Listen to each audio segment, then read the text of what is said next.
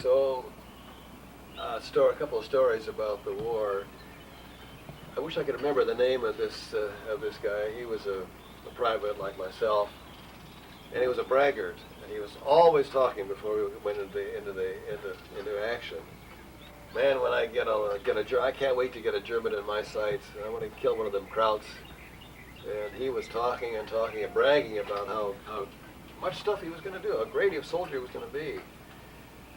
And then we all said, yeah, sure, we know what's going to happen to you when you get into war. So, we were in action one day, and part of the company was pinned down. They couldn't move because of a row of foxholes over here with gunners in each of the machine gunners, I guess, or riflemen in each of the foxholes. And so he just got up, this braggart just got up, and went to each of them and shot the people in the holes, stood up and shot at the people in the holes. And I always thought that was really, it really told me you can't really make up your mind about people by what they say. The ones that are, some of the ones who are bragging about how brave they're going to be are going to, in fact, be cowards, and some others, the ones who are bragging, are going to be brave. Another thing, it was a man. Gosh, I can't remember his name either. I forgot about it until just now, but there was a wounded German lying on the ground, and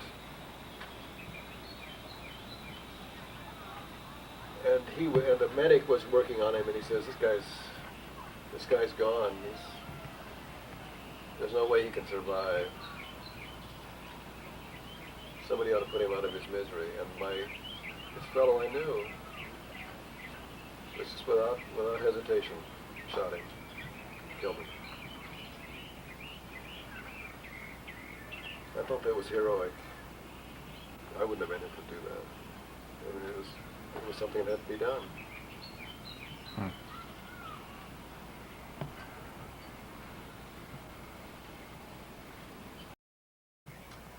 After the war was pretty much over when I got in. The war was 60 days. You know, the Germans were all they were retreating, and they had old men and they had boys, kids.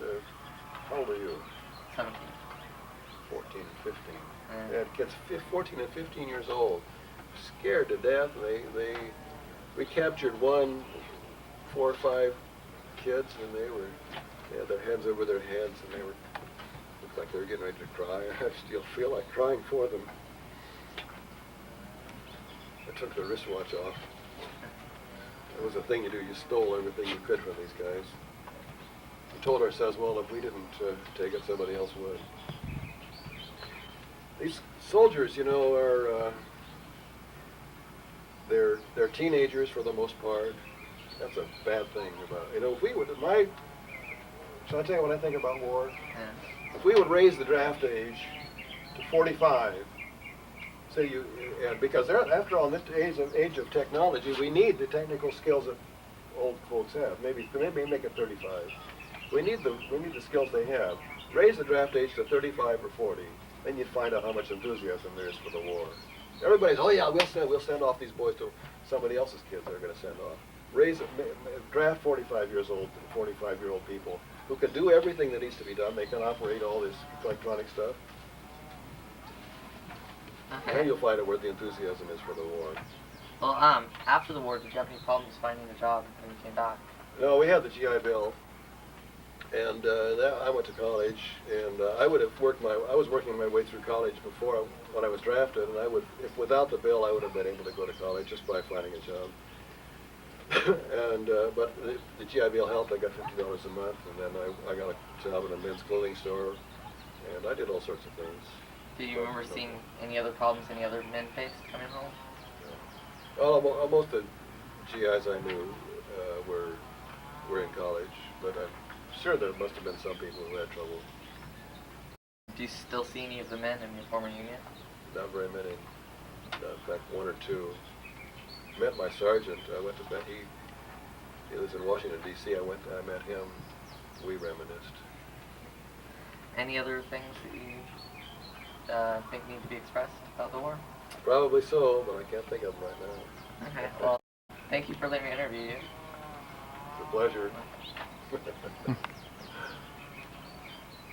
Oh, can I say one more thing? Yeah. Now, this house that we live in is modest, I would say. It's a nice house, but it's certainly not a luxury house.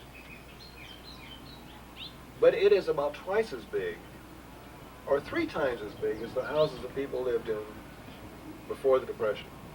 The way of life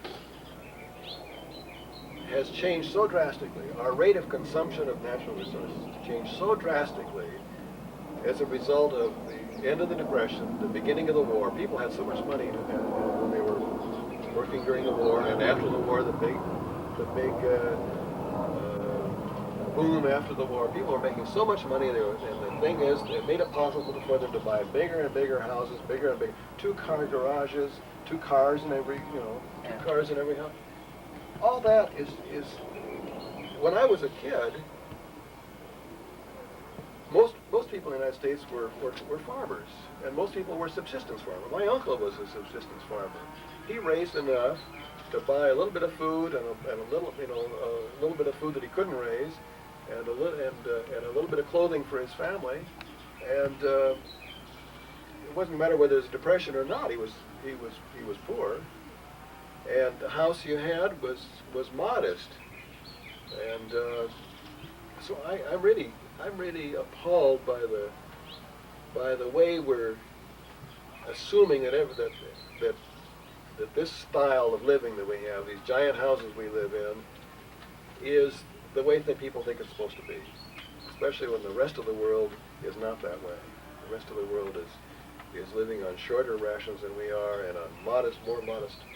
We're the problems in this world. We who are consuming all the natural resources are the problems in this world, and we got that way because of this image that we have of ourselves. We beat the Germans, we beat the Russians, we did also. We deserve to live high on the hog. I think that's terrible.